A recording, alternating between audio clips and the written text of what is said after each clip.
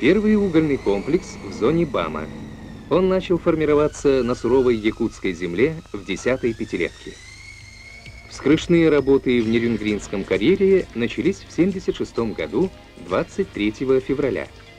Теперь, 5 лет спустя, шахтеры с особым подъемом готовятся встретить именно эту дату, 23 февраля, день открытия 26-го съезда нашей партии.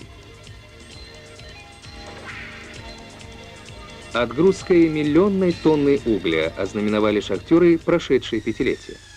К концу новой пятилетки мощность разреза поднимется до 13 миллионов тонн в год.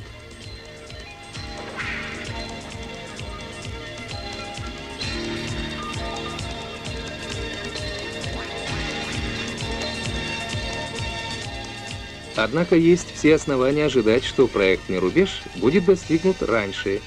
Соревнуясь за достойную встречу 26-го съезда КПСС, угледобытчики превышают плановые задания.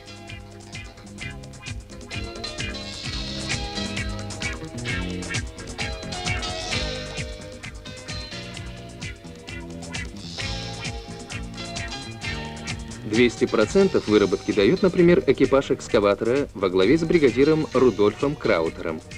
К дню открытия съезда бригада обязалась выполнить план первого квартала.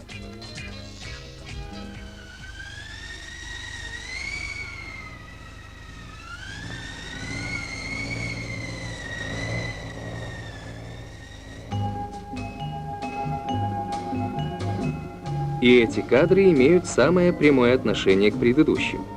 У комбината «Якут-Углестрой» свое подсобное хозяйство.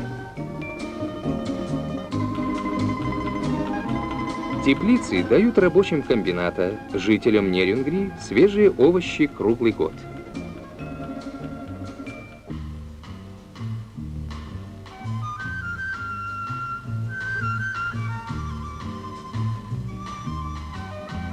И это тоже подсобное хозяйство угледобытчиков.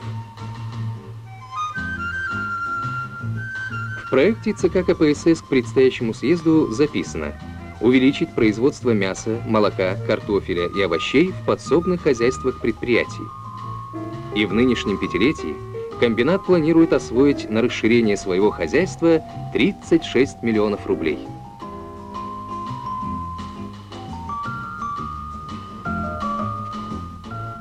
Что и говорить, заботятся здесь о людях, живущих, работающих в суровых условиях Севера.